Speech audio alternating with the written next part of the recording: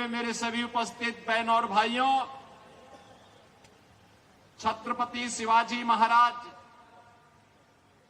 के हिंदवी स्वराज की धरा अटक से कटक तक एक राष्ट्र की परिकल्पना देने वाले पेशवा बाजीराव की पावन धरा स्वराज मेरा जन्मसिद्ध अधिकार है, गणनायक से लोकनायक बनने की यह पावन धरा जिन्होंने तिलक को लोकनायक बनाया, देश के प्रथम स्वतंत्र समर को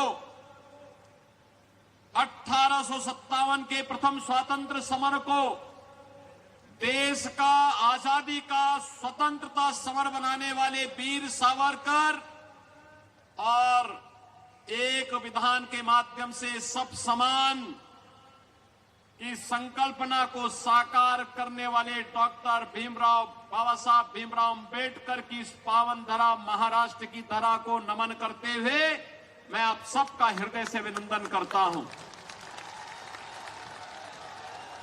बहनों और भाइयों, मैं कल भी महाराष्ट्र में चुनाव प्रचार में था। आज प्रातःकालीन सत्र में भी मैं महाराष्ट्र के अंदर ही नागपुर और उसके आसपास के क्षेत्र में चुनावी रैलियों में था। आज मुझे मां मुंबा देवी की इस पावन धरा मुंबई के अंदर मीरा मयंदर थाने उल्लासनगर की जनता को संबोधित करने का अवसर प्राप्त हो रहा है। चुनाव चल रहे हैं। एक ओर दुनिया के सबसे लोकप्रिय और यशस्वी नेता प्रधानमंत्री मोदी जी के नेतृत्व में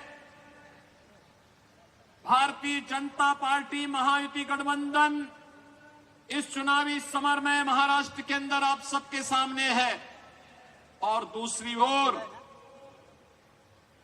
जिनकी न नीति है न राष्ट्र के प्रति कोई अच्छी नियत है, न नैतिक बल ही रह गया है, ऐसा अनैतिक अनाड़ी गठबंधन के रूप में महाअघाड़ी भी आपके बीच में इस चुनावी समर में है।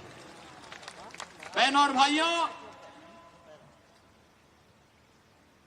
ये चुनाव मात्र चुनाव नहीं है, ये चुनाव हम सबके लिए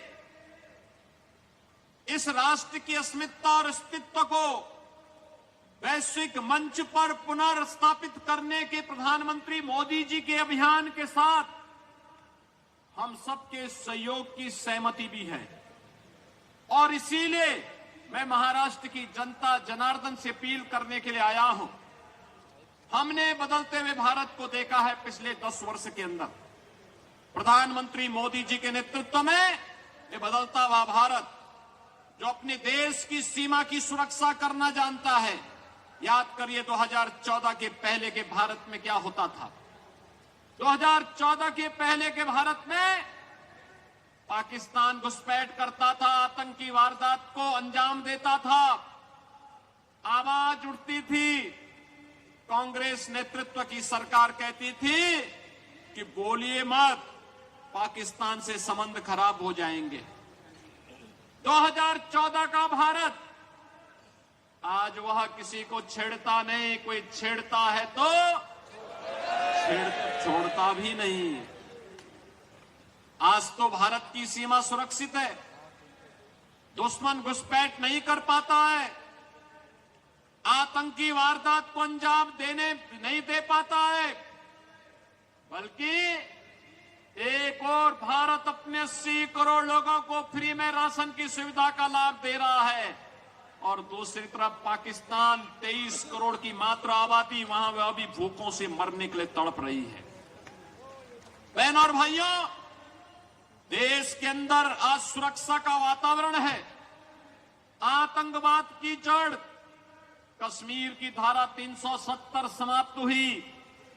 कांग्रेस अभी फड़क रही है कि इसको फिर से लागू किया जाए, लेकिन प्रधानमंत्री मोदी जी ने कह दिया है कि कांग्रेस की 4 पुस्त भी कश्मीर में धारा 370 को फिर से लागू नहीं कर सकती।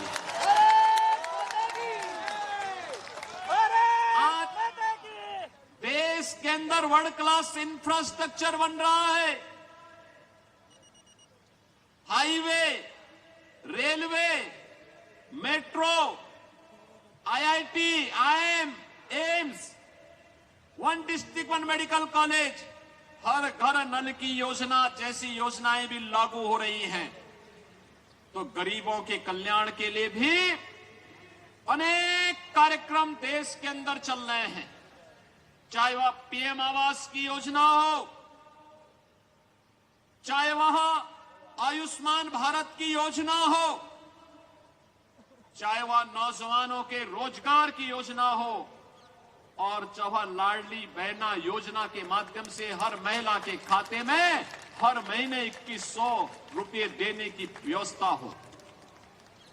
यह कार्य कांग्रेस नेतृत्व की महाअघाड़ी गठबंधन की सरकार भी कर सकती थी, लेकिन उन्होंने तो कोरोना जैसी महामारी के दौरान भी कुछ नहीं किया। हाथ पे हाथ धरे बैठे रहे, खजाने को लूटते रहे, प्रदेश और देश के अंदर अराजकता का माहौल पैदा करते रहे, और उनको कांग्रेस को देश के अंदर सर्वाधिक समय तक शासन करने का अवसर मिला था। विकास, सुरक्षा, समृद्धि, सुशासन इसमें नहीं कर पाए। कम से कम अयोध्या में रामलला का मंदिर ही बना देते हैं, ये तो अभी नहीं कर पाए। जो कार्य कांग्रेस 65 वर्षों में नहीं कर पाई, भारतीय जनता पार्टी की डबल इंजन की सरकार ने मोदी जी के नेतृत्व में मात्र 2 वर्ष के अंदर उत्तर प्रदेश के अंदर भगवान राम के मंदिर का निर्माण का कार्य कराते हुए भगवान राम को फिर से अयोध्या धाम में विराजमान कर दिया। बहनों और भाइयों, मैं पूछना चाहता हूं, कांग्रेस को अगर आपकी चिंता होती, आपकी आस्था की चिंता होती, अयोध्या में राम मंदिर का निर्माण ये भी करते। 500 वर्षों की समस्या का समाधान 1947 में हो गया होता, लेकिन कांग्रेस के एजेंडे में आप कभी नहीं थे, कभी नहीं थे।